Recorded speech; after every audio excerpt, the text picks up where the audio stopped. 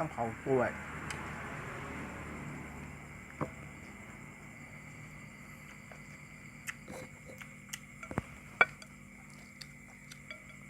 อันนี้มันนอไม่หก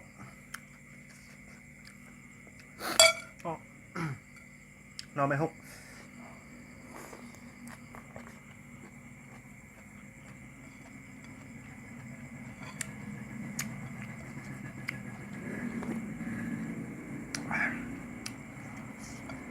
คือมากมันเกินอยู่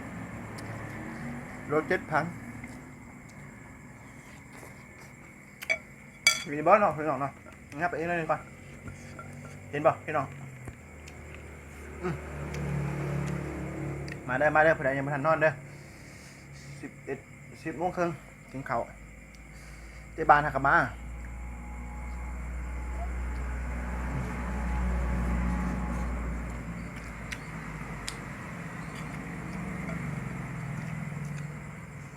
เนื้อผักขะเนี่ย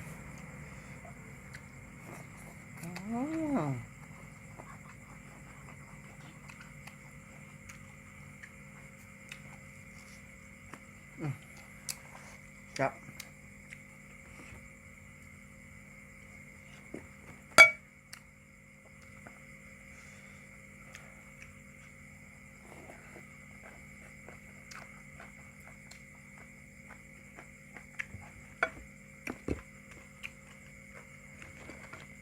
โอเค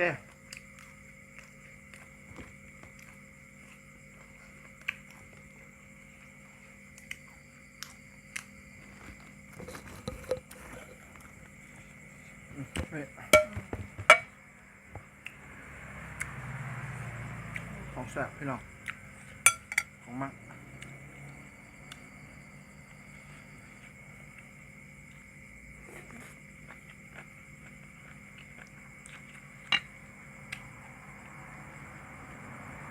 ไม่ได้กินตำมะฮุ่งโอ้ปลาเลยขึ้นสลัมพี่น้องเลยกระถิ่นแล้วก็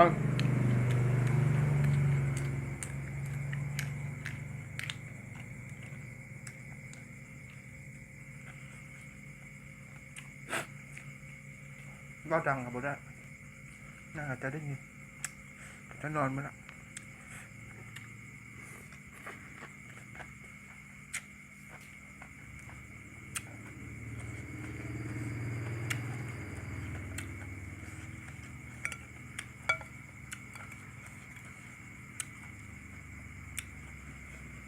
นอน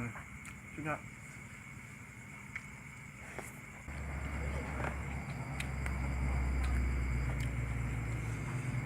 กระถิ่นอ่อนเป็นแนวมาแล้วกระถิ่นอ่อนกับตำมะฮุ่ง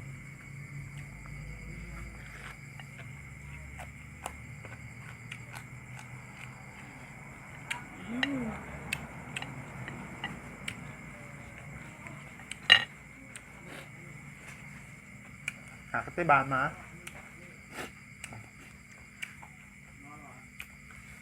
จะเจ๊บานกับพัฒนะเขา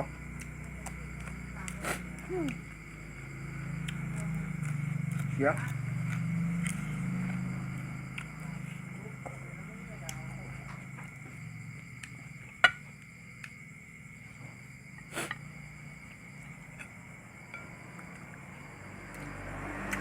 จับ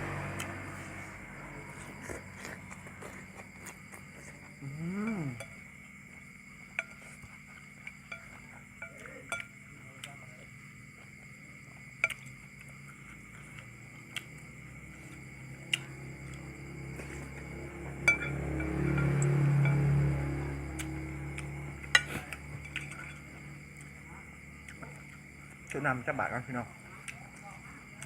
หนักของคุณนำจะนั่งนี่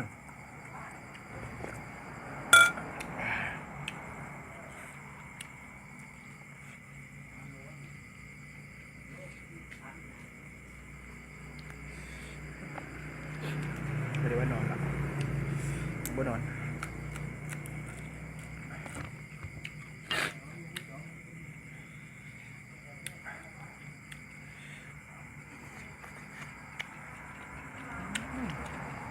จะได้มีกระปุ้นมาใส่เนาะ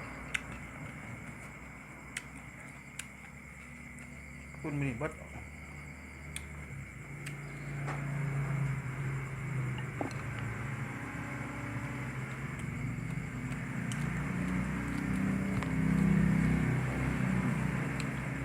ข้าวอะไรดิปลากระถิ่นตำบักหุ่ง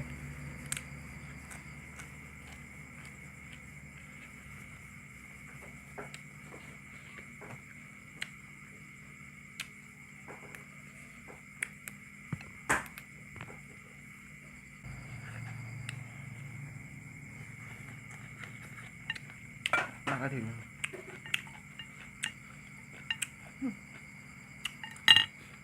เดี๋ยวเด้อ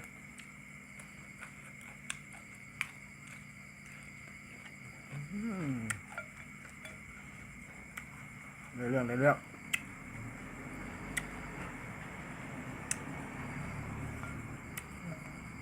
ทำยังไงจะบาดวะ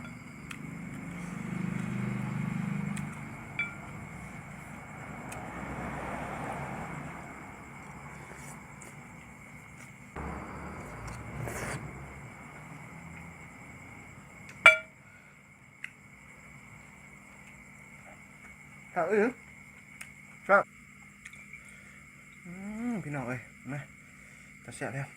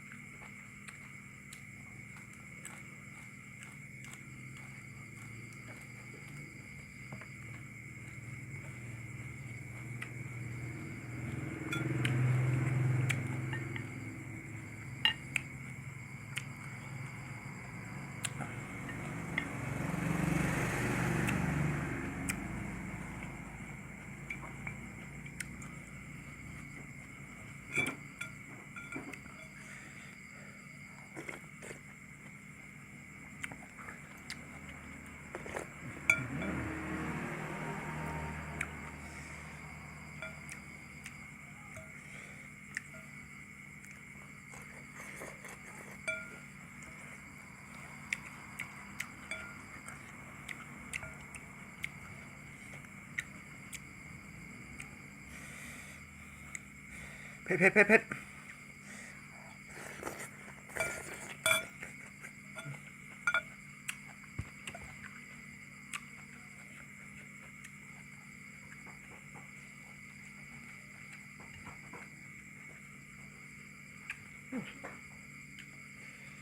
ตำบักหุ่ง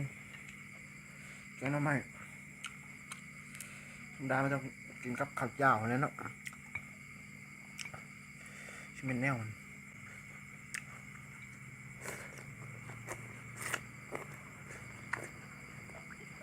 พอทำนี่เนาะมักกดไหลเด้อใจกะ